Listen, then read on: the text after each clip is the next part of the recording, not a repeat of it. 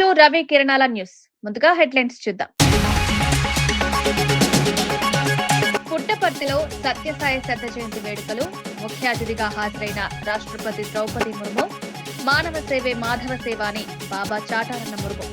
బాబా బోధనలు ప్రపంచ శాంతికి దోహదపడతాయన్న సీఎం చంద్రబాబు.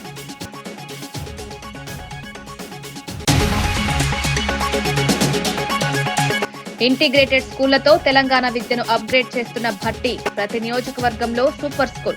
భట్టి స్పష్టమైన road map. Young India school మోడల్తో కొత్త విద్యాయుగం ప్రారంభం. ప్రపంచ పోటీలకు సిద్ధం చేసే బలమైన విద్యా ప్రణాళికలపై భట్టి ఫోకస్. మంచు లక్ష్మి. సెలబ్రిటీల ప్రమోషన్లపై సిఐడి సమగ్ర విచారణ వేగవంతం. సోషల్ మీడియా పోస్టులు, చెల్లింపుల లావాదేవీలపై అధికారుల దృష్టి. అక్రమ బెట్టింగ్ పై కఠిన చర్యలకు ప్రభుత్వం సిద్దమన్న సిఐడి హెచ్చరిక. రైతులకు అన్యాయం జరగనివ్వం అన్న మంత్రి నారాయణ. సిఆర్డీఏ కార్యాలయంలో సమావేశమైన త్రిసభ్య కమిటీ. రైతు జేఏసీ ప్రతినిధులు కూడా హాజరు. రైతులు లేవనెత్తిన అంశాల రాజధాని రైతుల సమస్యల పరిష్కారంపై నేడు త్రిసభ్య కమిటీ ముఖ్య సమావేశం జరిగింది. ఈ భేటీలో కేంద్ర మంత్రి పెమ్మసాని, రాష్ట్ర మంత్రి నారాయణ, ఎమ్మెల్యే శ్రవణ్ కుమార్ తో పాటు సిఆర్డీఏ అధికారులు పాల్గొన్నారు. రాజధాని నిర్మాణంలో ఏ రైతు అన్యాయం అనుభవించకుండా ప్రభుత్వం కట్టుదిట్టమైన చర్యలు తీసుకుంటుందని మంత్రి నారాయణ తెలిపారు. గతంలో నిలిచిపోయిన ప్రక్రియలను వేగవంతం చేస్తున్నామని, ప్రతిరోజు ఫ్లాట్ల రిజిస్ట్రేషన్లు జరుగుతున్నాయని స్పష్టం చేశారు. ఇప్పటికే భారీ శాతం పనులు పూర్తయ్యాయని, ఇంకా కేవలం 719 ఎకరాలకు మాత్రమే ఫ్లాట్ల కేటాయింపు మిగిలిందని వెల్లడించారు.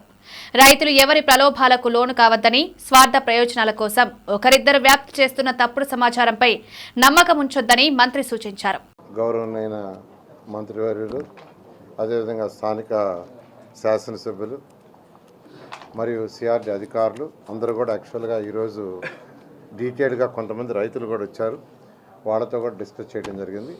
అనేక విషయాల్ని ఆల్రెడీ 15 days బ్యాక్ యాక్చువల్గా మంత్రివర్యులతోనూ ఎమ్మెల్యేలతో కూర్చొని డిస్కస్ చేసాం. దాని మీద అంత డేటాను వీటిలన్నిటి కూడా చాలా డీటెయిల్గా యాక్చువల్గా ఇప్పుడు మంత్రి గారు వివరించారు. ఇవన్నీ కూడా ప్రతి రైతుకి, ఏ రైతైతే ముఖ్యమంత్రి గారి మీద నమ్మకంతో అమరావతి రాజధానికి.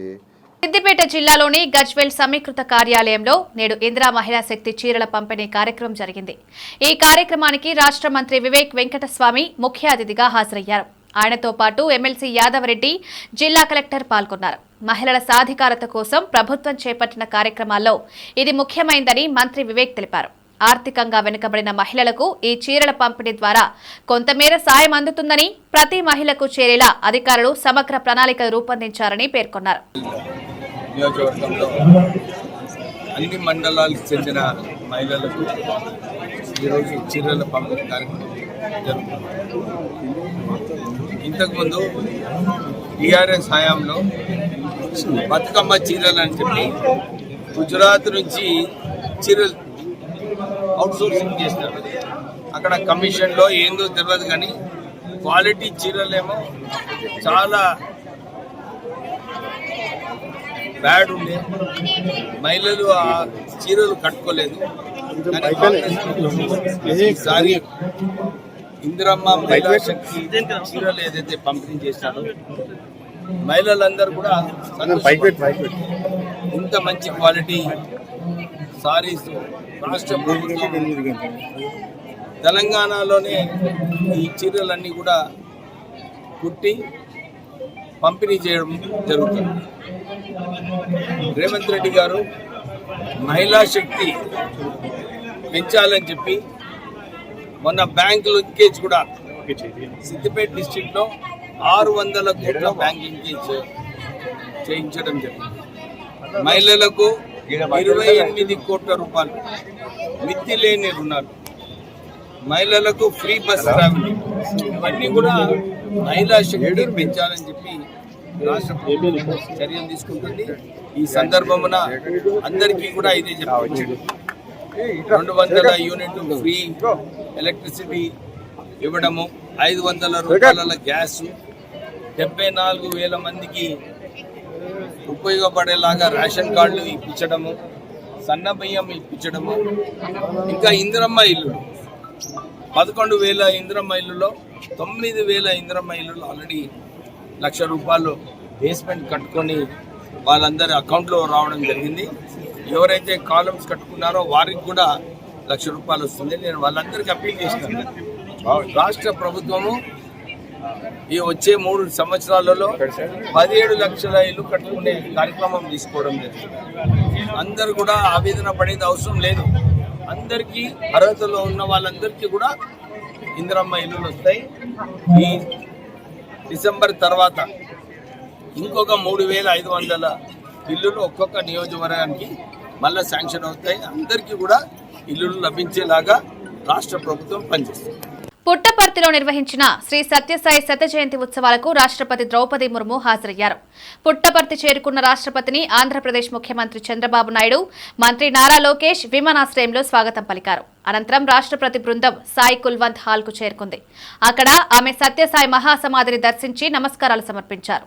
ఉత్సవాల్లో పాల్గొన్న రాష్ట్రపతి భక్తులతో పాటు నిర్వాహకుల నుంచి ఏర్పాట్ల వివరాలు తెలుసుకున్నారు. సత్యసాయి సేవా కార్యక్రమాలు దేశవ్యాప్తంగా ఎలా విస్తరించాయో అధికారులు వివరించగా రాష్ట్రపతి ప్రశంసలు తెలిపారు. 2023 में इस सभागृह में और श्री सत्य साई बाबा के समाधि पीठ में आने का मुझे मौका मिला था. मैं और एक बार आने का जो मुझे अवसर दिया गया, इसलिए ऑर्गेनाइजेशन को बहुत बहुत धन्यवाद देना चाहती हूँ.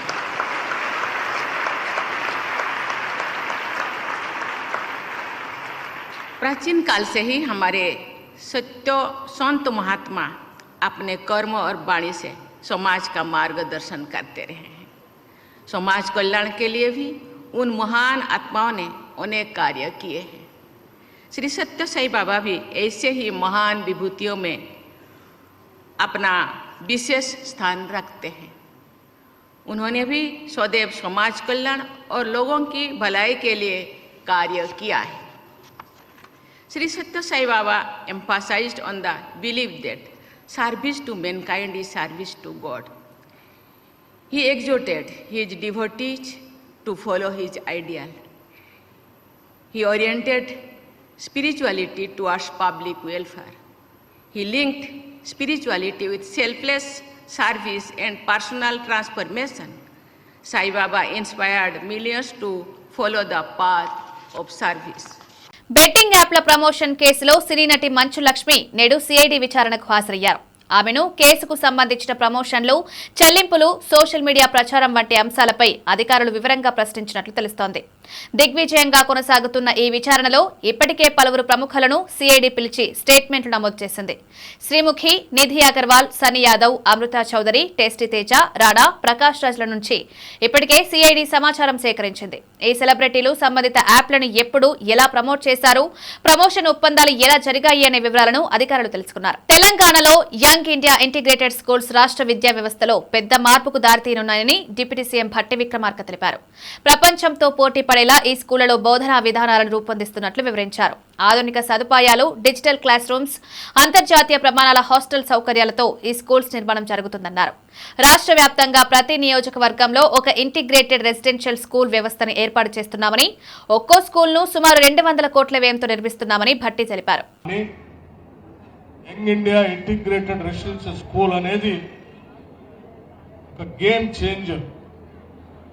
సమాజంలో పుట్టిన ప్రతి బిడ్డ ప్రభుత్వ పరంగా ప్రపంచంతో పోటీ పడేటువంటి ఇటువంటి పాఠశాలలో చదువుకొని కేవలం ఈ దేశంలో ఉన్నటువంటి రాష్ట్రాలతో కాదు, ఈ ప్రపంచీకరణ జరుగుతున్నటువంటి సందర్భంగా ప్రపంచంతోనే పోటీ పడే స్థాయిలో మన బిడ్డలు ఎదగాలనేటువంటి ఆలోచనతోనే ఈ యంగ్ ఇండియా ఇంటిగ్రేటెడ్ రెసిడెన్షియల్ స్కూల్ని రాష్ట్ర వ్యాప్తంగా ప్రతి శాసనసభ నియోజకవర్గంలో కనీసం ఒక్క స్కూల్కి తగ్గకుండా శాంక్షన్ చేసి, అందులో భాగంగానే ఈరోజు వైరా శాసనసభ నియోజకవర్గమైన వైరా పట్టణంలో కూడా ఈరోజు భూమి పూజ కార్యక్రమం చేసుకున్నాం. ఒక్కొక్క స్కూల్కి దాదాపు 200 కోట్ల రూపాయలతో ఈ స్కూల్ నిర్మాణం జరుగుతాం. భగవాన్ శ్రీ సత్యసాయి శత జయంతి వేడుకల్లో ముఖ్యమంత్రి చంద్రబాబు నాయుడు కీలక నిర్ణయాలు ప్రకటించారు. Sathyasai tribal women health care programme పేరుతో ప్రత్యేక ఆరోగ్య సేవలను ప్రభుత్వం ప్రారంభిస్తున్నట్టు తెలిపారు. ఈ కార్యక్రమం ద్వారా రాష్ట్రంలోని గిరిజన మహిళలకు సూపర్ స్పెషాలిటీ వైద్య సేవలు అందించనున్నట్లు వెల్లడించారు. creed, religion, or nationality. Now, very good organization, 140 countries, and also branches more than 2,000. Number-wise, only registered 750,000 volunteers. No organization is having this type of strength.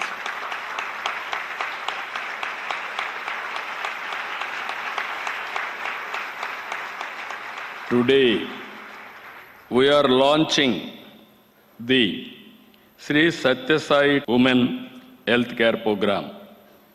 This initiative focuses on delivering healthcare, both preventive and curative tribal women. This includes providing multi-speciality medical care through telemedicine, medical screening for anemia, breast and cervical cancer, and making clean drinking water available. Sangareddy జిల్లా సింగూరు ప్రాజెక్టును నేడు అధ్యయన బృందం సమగ్రంగా పరిశీలించింది. Project మరమ్మతులకు సంబంధించిన 90 ml water plant పనులను ప్రత్యక్షంగా పరిశీలించిన బృందం అవసరమైతే ప్రాజెక్టును ఖాళీ చేసే పరిస్థితుల్లో 3 జిల్లాలకు తాగునీటి సమస్యలు ఎలా ఏర్పడతాయనే అంశంపై అధ్యయనం చేసింది. ప్రస్తుతం సింగూరులో 16 టీఎంసీల నీరు నిల్వ ఉండగా 6 టీఎంసీలను విడుదల చేసి 10 టీఎంసీలతోనే మరమ్మతులు చేపట్టాలనే ప్రతిపాదనను నీటిపారుదల శాఖ సిద్ధం చేసింది. డేంజర్ జోన్ గా మారిన ప్రాజెక్టు పరిస్థితులపై ప్రభుత్వం తీసుకోవాల్సిన చర్యల కోసం పూర్తి నివేదికను బృందం త్వరలో సమర్పించనుంది. వాటర్ రిక్వైర్మెంట్స్ దాని ప్రకారంగా ఏ విధంగా ప్లాన్డ్గా పోవాలో దాని కొరకు ఇన్స్పెక్షన్ చేసుకున్నాము. సో దీని యొక్క డాటా మొత్తం తీసుకొని విత్ ఇన్ 1-2 డేస్లో we will start out the programme. ఆ ప్రోగ్రామ్ గవర్నమెంట్కు సబ్మిట్ చేస్తాం. అంటే కాల్ చేయడం అయితే కంపల్సరీగా సార్ ఇన్స్టాల్మెంట్గా స్టెప్ వైజ్ పోయి ఇక్కడ ఏముందని ఒకటేసారి ఎందుకు ఫస్ట్గా ఒకటేసారి ఖాళీ చేసుకోలేము.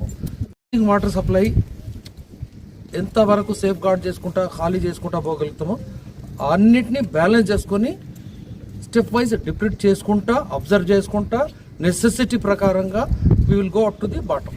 ఎప్పుడు స్టార్ట్ చేస్తారు సార్ కాల్ చేయడం? 1 వీక్ లో ప్లాన్ చేసుకుని గవర్నమెంట్ తోటి పర్మిషన్ తీసుకొని అందరితోటి విల్ ఫర్దర్ మీకు రిపోర్ట్ ఇచ్చేస్తాం. మిషన్ వైర్ ఏదైనా బంద్ అయిపోతుంది కదా సార్? ఆల్టర్నేటివ్ ఇమ్మీడియట్ గా ఏం బంద్ చేస్తాం, స్టెప్ వైజ్ పోతాం సార్. అంటే జిల్లా ప్రజలు అయితే ఫుల్ ఆందోళనతో ఉన్నారు sir. Water drinking water problem అవుతుంది, సేద్యానికి వాటర్ ప్రాబ్లం అవుతుంది. ఆందోళన చెందాల్సిన అవసరం లేదు. స్టెప్ చెప్తున్నా కదండి, స్టెప్ వైజ్ దించుకుంటా పోతాము. దించుకుంటా పోయి ఒక్కొక్క బర్మ్ లెవెల్కు ఒక్కొక్క లెవెల్కు ఎంత స్ట్రెంత్ ఉంది ఏముంది అనలైజ్ చేసుకుంటా ఎక్కడి నుంచి అయితే మనం స్ట్రెంగ్ చేసుకోవాలో ఆ అనలైజ్ చేసుకుంటానే వాటర్ దించుకుంటా పోతాము. కింద అవసరం లేని చోట వరకు దించుకోవాల్సిన అవసరం లేదు to safeguard the drinking water supply. ఇప్పుడు రిపీట్మెంట్ వరకు ఎంతవరకు చేయాల్సి ఉంది సార్? ఎన్ని కిలోమీటర్లు ఎన్ని మీటర్లు అన్నట్టు ఏమైనా ఉందా సార్? అంటే టోటల్ 800 మీటర్స్ ఉంది. మెయిన్ డ్యామేజ్ అయింది. అది కింద లెవెల్ ఇప్పుడైతే ఏదైతే first berm level 518 first berm level 518. ఆ తర్వాత పోయిన తర్వాత మళ్ళీ ఇంకా కింద ఎంతవరకు డ్యామేజ్ ఉందో అసెస్ చేసుకొని నెక్స్ట్ స్టెప్ మళ్ళీ తీసుకుంటామండి. అంటే వర్క్ అయితే ఈ వీక్ లో స్టార్ట్ అవుతుంది. Work week or 15 days. ఎందుకోసం గవర్నమెంట్ నుంచి పర్మిషన్ అవన్నీ తీసుకోవాలి మనం. As of now only engineer లాగా డిసైడ్ చేసుకోకుండా మా మ్యాటర్ మొత్తం గవర్నమెంట్ కి సబ్మిట్ చేసేస్తాం. దాని ప్రకారంగా ప్రొసీడ్ అవుతాం. కాఫర్ డ్యామ్ స్టాండింగ్ వాటర్ లో కాఫర్ డ్యామ్ కట్టలేము. ఎక్కడైతే అంటే ఫ్రెష్ కన్స్ట్రక్షన్స్ కొరకు ఎక్కడైనా డైవర్షబుల్ ఛాన్స్ ఉన్న చోటనే కాఫర్ డ్యామ్ ఉంటుంది. స్టాండింగ్ నీళ్లలో కాఫర్ డ్యామ్లు కట్టలేము. తర్వాత ఏ టెక్నికల్ కెమికల్ మెజర్స్ ఉపయోగించలేము డ్రింకింగ్ వాటర్ కాబట్టి. ఓన్లీ అన్ని మనుషులకు మంచి డ్రింకింగ్ వాటర్ ఉపయోగానికి వచ్చే ఆ మెథడ్స్ తోటే we have to take care. రైతులపై మంత్రి సీతక్క చేసిన వ్యాఖ్యలకు మాజీ ఎమ్మెల్యే జాజాల సురేందర్ తీవ్రంగా స్పందించారు. కామారెడ్డి జిల్లా రామారెడ్డి వరిధాన్యం కొనుగోలు కేంద్రాన్ని సందర్శించిన ఆయన అక్కడ రైతుల సమస్యలను అడిగి తెలుసుకున్నారు. మంత్రి హోదాలో ఉన్న వ్యక్తి రైతులను బాధించే రీతిలో మాట్లాడడం సిగ్గుచేటని జాజాల వ్యాఖ్యానించారు. రైతులే దేశానికి పునాది అన్నారు. 1000 ఎకరాల్లో పంటలు పండించే ఈ వర్గం మనసును దెబ్బతీసేలా వ్యాఖ్యలు చేయడం తగదన్నారు. కొంతమంది రైతులు, కొంతమంది మాజీ ప్రజాప్రతినిధులతోటి ఇక్కడ నిలవడం జరిగింది. మంత్రి వెళ్తున్నారు కదా అని చెప్పి రోడ్డు మీద నిలబడ్డారు వాళ్ళందరూ కూడా రైతులతోటి కలిసి. వాళ్ళందరినీ చూసి మంత్రి సీతక్క గారు కారు ఆపడం జరిగింది. గత యాసంగిలో సన్నడ్లకు బోనస్ రాలేదు అని చెప్పి అడగడంతో ఆమె ఒక మంత్రి హోదాలో కాకుండా ఒక బాధ్యతమైన పదవిలో ఉండి మీరంతా రైతులు గారు చులకనగా మాట్లాడడం చాలా సిగ్గుచేటు. ఇంకోటి ఆమె అవమానపరిచింది యావత్తు తెలంగాణ రైతులను. ఇలా మేము ఒకటే డిమాండ్ చేస్తున్నాం, సీతక్క గారు మీరు వెంటనే ఈ రైతులకు క్షమాపణ చెప్పాలి. ఏఎన్టీయూహెచ్ విశ్వవిద్యాలయ వజ్రోత్సవ వేడుకల్లో ఐటీ శాఖ మంత్రి శ్రీధర్ బాబు ముఖ్య అతిథిగా హాజరయ్యారు. ఈ సందర్భంగా ఆయన మాట్లాడుతూ వర్సిటీ అభివృద్ధికి ప్రభుత్వం అన్ని విధాలుగా అండగా నిలుస్తుందన్నారు. ఇక్కడి విద్యా ప్రమాణాలు దేశవ్యాప్తంగా గుర్తింపు పొందాయని, పరిశోధనలో ముందంజలో ఉన్న ఈ సంస్థను మరింత బలోపేతం చేసే చర్యలకు ప్రభుత్వం కట్టుబడి ఉందన్నారు. ఇంజనీర్లతో కలిసి పనిచేయడం తనకి ఎప్పుడూ కొత్త అనుభూతినిస్తుందని అన్నారు. క్లిష్ట సమస్యలు వచ్చినప్పుడల్లా వాటిని సులభంగా పరిష్కరించే సామర్థ్యం ఇంజనీర్లకే ప్రత్యేకమని ఆయన కొనియాడారు. With engineers, when I interact with these engineers, I realize something. Engineers are definitely the unique species. I mean to say, they are the unique individuals. They can crack the toughest technical problem in 10 minutes.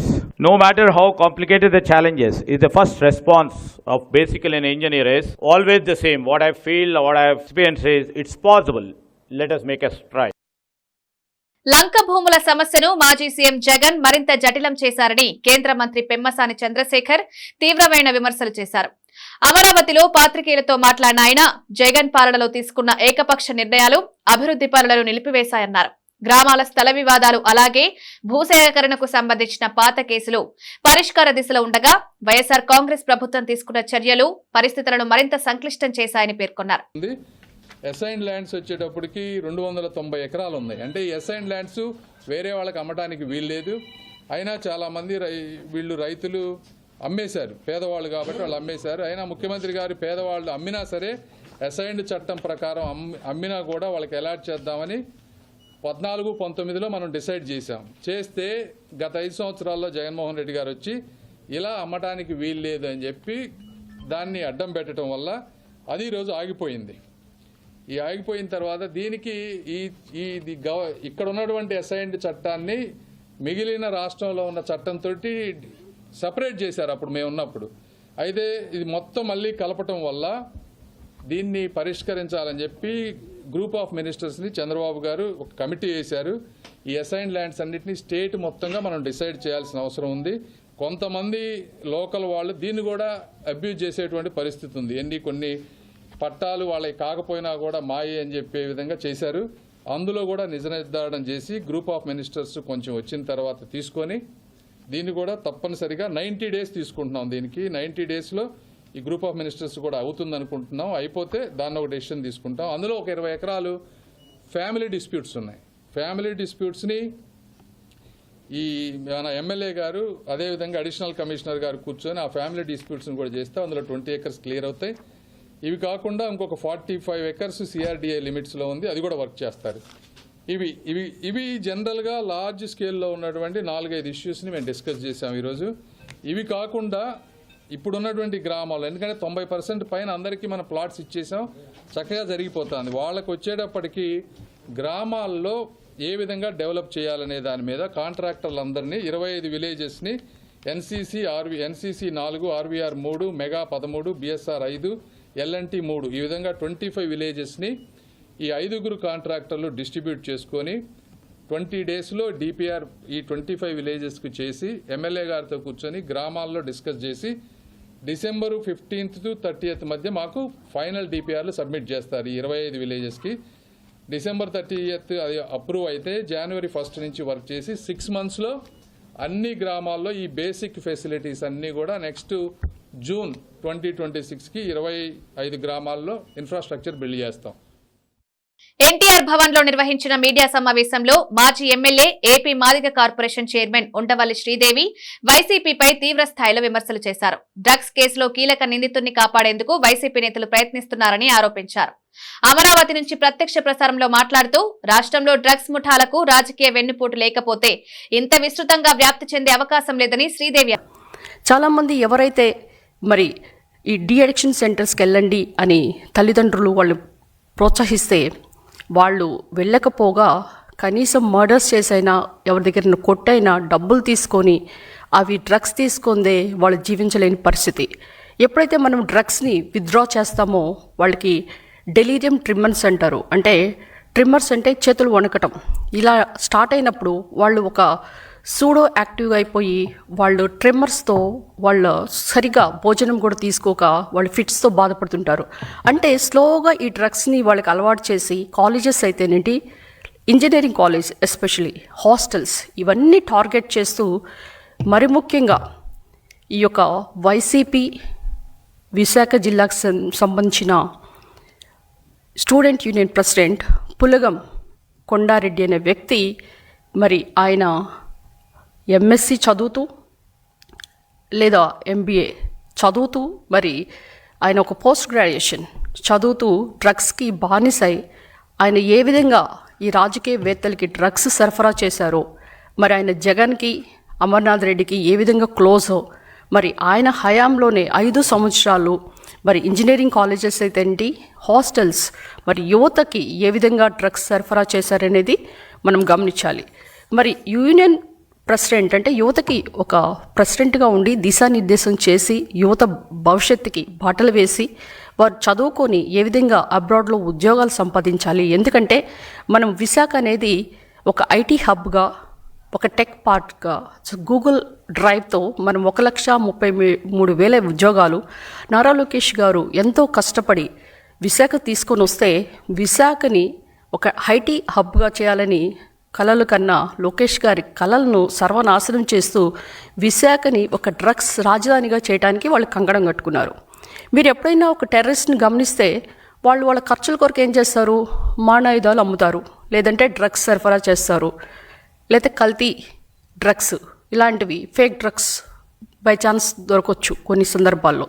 ఇలా చేసి వాళ్ళ ఖర్చులకి సంపాదించుకుంటారు. కానీ YCP ప్రభుత్వం వాళ్ళ అధికారం కొరకు, వాళ్ళ యొక్క అక్రమాల కొరకు, వాళ్ళ ఖర్చుల కొరకు ఇలాంటి దందాలు తెరదీసిన పార్టీ ఏదైనా ఉందంటే అది కుట్రలు కుతంత్రాలు ఉన్న ఒకే ఒక పార్టీ వైసీపీ పార్టీ అని చెప్పడానికి ఎలాంటి సందేహం లేదు. ఎందుకంటే మనం ఇప్పుడు చెప్పింది కాదు, జగన్ పాలనలోనే 4,000 మంది యువత మరి ఆత్మహత్యలు చేసుకున్నారు.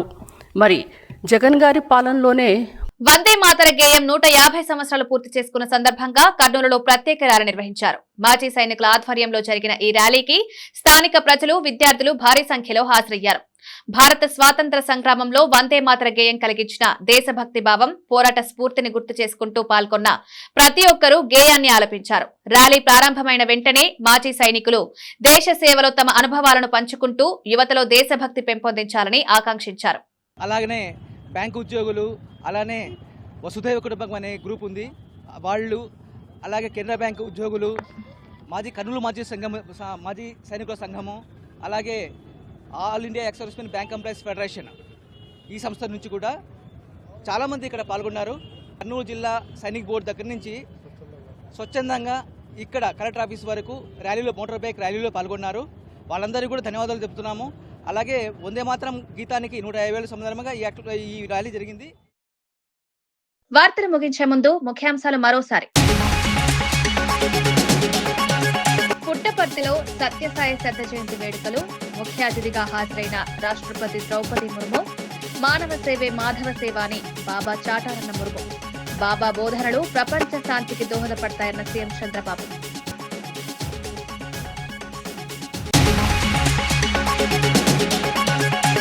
ఇంటిగ్రేటెడ్ స్కూళ్లతో తెలంగాణ విద్యను అప్గ్రేడ్ చేస్తున్న భట్టి. ప్రతి నియోజకవర్గంలో సూపర్ స్కూల్. భట్టి స్పష్టమైన road map. Young India school మోడల్తో కొత్త విద్యాయుగం ప్రారంభం. ప్రపంచ పోటీలకు సిద్ధం చేసే బలమైన విద్యా ప్రణాళికలపై భట్టి ఫోకస్. మంచు లక్ష్మి. సెలబ్రిటీల ప్రమోషన్లపై సిఐడి సమగ్ర విచారణ వేగవంతం. సోషల్ మీడియా పోస్టులు, చెల్లింపుల లావాదేవీలపై అధికారుల దృష్టి. అక్రమ బెట్టింగ్ పై కఠిన చర్యలకు ప్రభుత్వం సిద్ధమన్న సిఐడి హెచ్చరిక. రైతులకు అన్యాయం జరగనివ్వం అన్న మంత్రి నారాయణ.